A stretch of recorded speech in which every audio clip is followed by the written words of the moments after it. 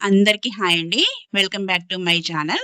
Sunday వచ్చిందంటే chicken, mutton లేకపోతే ఏదైనా వెజ్ బిర్యానీ ఇంకా చాలా చాలా బిర్యానీస్ ట్రై చేస్తుంటాము. కానీ ఈరోజు ఎలాంటి మసాలాలు కానీ ఘాటుగా కాకుండా మైల్డ్‌గా తినగలిగే ఒక కాజు మసాలా రైస్ చేద్దాం. చాలా టేస్టీగా ఉంటుంది. హై రిచ్‌గా ఉంటుంది. అలాగే రెస్టారెంట్ స్టైల్‌లో ఈజీగా చేసుకోగలవచ్చు ఇంట్లోనే. ఇది పిల్లలకైతే ఇలా డైరెక్ట్‌గా పెట్టేయొచ్చు. అదే పెద్దవాళ్ళకైనా ఎవరైనా గెస్ట్‌లొచ్చినా కానీ చికెన్‌తో పెట్టొచ్చు. ఇంకా పెద్దవాళ్ళకైతే ఒట్టి పెరుగుతో పెట్టేయొచ్చు. చాలా తేలికగా, హాయిగా ఉంటుంది. ముందుగా ఒక పాన్ పెట్టేసి 2 టేబుల్ స్పూన్ జీడిపప్పు వేయాలి. 1 టేబుల్ స్పూన్ గసాలు వేయాలి. ఈ గసాలు ఊరికినే వేడెక్కిపోతాయి. సో, మంటకి కొంచెం దూరంగా పెట్టి దీన్ని డ్రై రోస్ట్ చేయాలి. ఎలాంటి ఆయిల్ వాడొద్దు.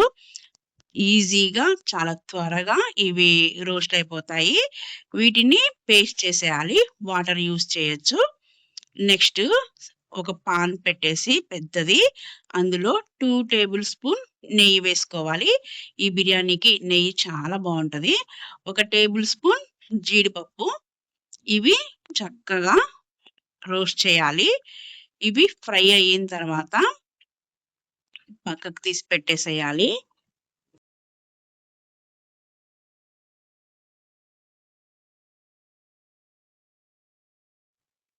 ఇలా పక్కకు పెట్టేసాక ఒక బిగ్ సైజ్ ఆనియన్ పొడవుగా కట్ చేసుకొని వేయాలి. వీటిని కాస్త కదిపాక ఇందులోకి 2 పచ్చిమిర్చి చీలికలు వేయాలి. ఇవి కూడా ఒక 2 మినిట్స్ కలిపాక ఒక టేబుల్ స్పూన్ అల్లం వేయాలి. అల్లం పేస్ట్ వేయాలి. ఈ అల్లం వెల్లుల్లి పేస్ట్ కూడా అడుగు పట్టకుండా దగ్గరుండి కలుపుతూనే ఉండాలి సిమ్‌లో పెట్టేసి. ఇవి ఉల్లిపాయలు చక్కగా గోల్డెన్ బ్రౌన్ కలర్ వచ్చాక ఇందులోకి ఒక బంచ్ ఆఫ్ పుదీనా వేసుకోవాలి. అలాగే ఈ రైస్‌కి తగినంత సాల్ట్ వేసుకొని, ఒక టేబుల్ స్పూన్ కారం వేసుకోవాలి. అలాగే ఒక టీ స్పూన్ గరం మసాలా వేయాలి.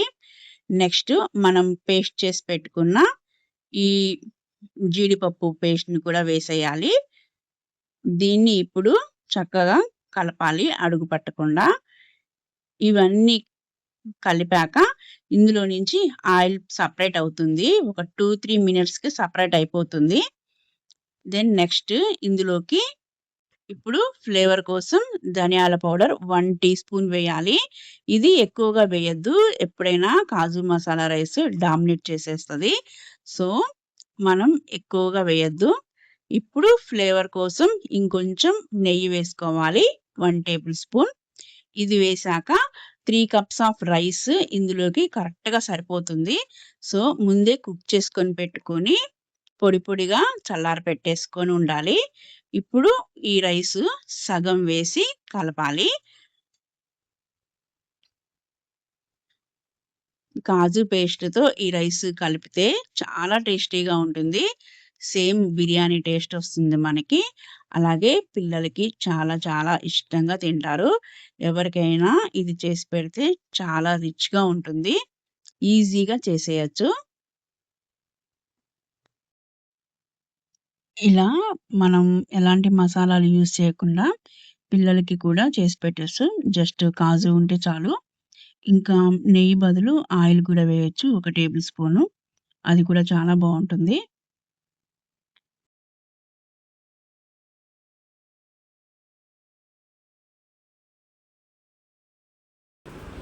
ఇలా ఒకసారి మొత్తం కలిసేలాగా కలిపేసి మిగిలిన రైస్ కూడా వేసేయాలి. అంతేనండి.